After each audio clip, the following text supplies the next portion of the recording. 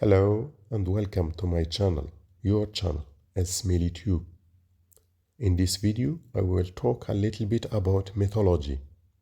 And please stay tuned till the end, because in the end of the video, I will relate the myth of Echo. So, a myth is a story that is told again and again and serves to explain why something is the way it is. A creation myth, for example, is a story that tells how the world came into being, how the world came into existence. The myths are not necessarily true stories from the past. The main idea is that they explain certain ideas about the world and how people act. The story might be accepted as true and serve to explain some fact about the world, or it might be known to be made up, but nevertheless illustrates something about people or history. A myth can be also defined as a legendary story, usually concerning some being or hero or event with or without determinable basis of fact or a natural explanation, especially one that is concerned with deities and explains some practice, right, or phenomenon of nature. When we talk about myth, we automatically refer to Greeks. Mythology was at the heart of everyday life in ancient Greece. Greeks regarded it as part and parcel of their history. They used it to explain natural phenomena, cultural varieties, traditional enmities, and friendships.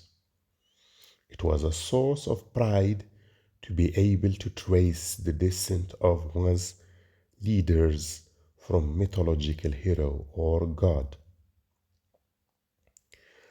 I will relate the myth of Echo, who was an Oread, who resided on Mount Cithron. Zeus loved consorting with beautiful nymphs and often visited them on earth. Eventually, Zeus's wife, Hera, became suspicious and came from Mount Olympus in an attempt to catch Zeus with the nymphs.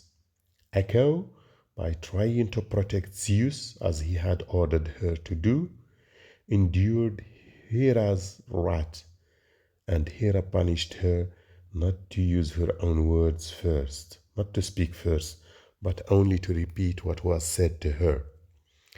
She also sent her to live in isolated places like woods and mountains. But the problem was that one day she saw Narcissus passing nearby with friends. She wanted to talk to him, but she could not, as she was punished not to say things first. After a while, she heard him telling his friends, "There must be somebody around here." She repeated, "Here, here." When Narcissus looked back, he saw her and said, "I'd rather kill myself than give you power over me." She repeated again, "Give you power over me, give you power over me." But Narcissus, arrogant as he was, he went on and didn't look back, until one day he was punished by one of the goddesses. This goddess fell in love with him, but he did not care for her love. That's why she prayed a prayer and said, "May who does not love others love himself." And this happened while Narcissus was bending to drink from a lake. He saw himself reflected there and immediately fell in love with himself.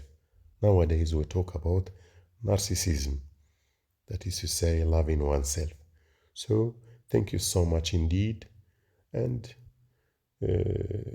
I will see you in my next video. Thank you. Have a nice time.